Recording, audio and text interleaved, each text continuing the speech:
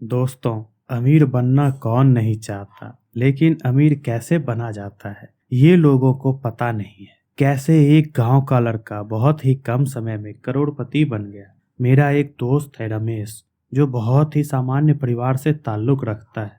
उस लड़के की दिलचस्पी बिजनेस में ज्यादा थी।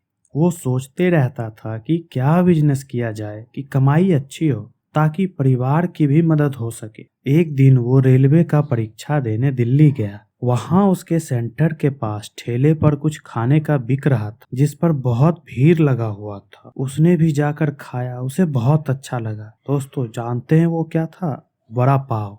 फिर परीक्षा देकर वापस अपने गांव आ गया। आज उसके चेहरे पर कुछ पाने की खुशी थी। आज उस लड़के को अपना बिजनेस आइडिया मिल चुका था। वह बड़ा पाव के बारे में सारी जानकारी जुटाने लगा। इसके लिए यूट्यूब का भी सहारा लिया। जितना संभव था उसने सारी जानकारी जुटाई और घर पर बड़ा पाव बनाया। उसका बड़ा पाव उस ठेले वाले से भी अच्छा बना था, तो सबको खूब पसंद आया। अब उसने दूसरा स्टेप लिया। उसने तैयारी शुरू कर दी। कुछ पैसे लगाकर एक ठेला लिया, उसको अच्छी तरीके से सजाया, तैयार किया। उस पर बड़ा पाव के अच्छे अच्छे पोस्टर लगाए। ठेले को बिल्कुल तैयार कर दिया मार्केट जाने की। अब बारी थी लोगों तक बड़ा पाव पहुंचाने की। तो इसके लिए उसने गांव के बाजार को चुना, जहां पर बहुत सारे लोग आते हैं सामान खरीदने के लिए। वहां जाकर उसने ठेला लगा दिया। देखते देखते लोग आने शुरू हुए। रमेश ने बहुत अच्छा बड़ा पाव बनाकर उनको अच्छे ढंग से परोसा। लोगों ने खाने के बाद बहुत तारीफ की, खुश होकर पैसे दी। देखते ही देखते 2 घंटे में सारे बड़ा पाव बिक गए।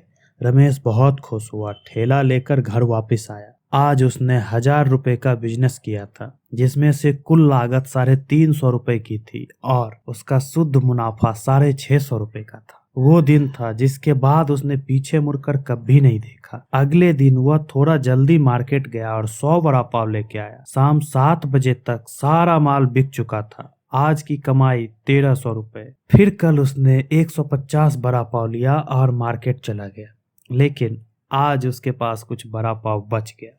वापस आकर वो सोचने लगा, आज 20 बड़ा पाव क्यों बच गए। काफी देर सोचते रहने के बाद उसे समझ आया, मार्केट में ज्यादा लोग तो नहीं आते, सामान तो उतना ही बिक पाएगा जितना मार्केट का स्ट्रेंथ है। उसने दिमाग लगाया और एक और ठेला ले लिया। उसको भी अच्छे ढंग से तैयार करके पोस्टर लगाकर अपने नाम से ब्रांडिंग कर दी और 2 आदमी को हायर कर लिया, जो कि दोनों मार्केट में, एक तो जहां पहले से ठेला लगा रहा है उस मार्केट में, और एक पास वाले गांव के मार्केट में ठेला लगवा दिया।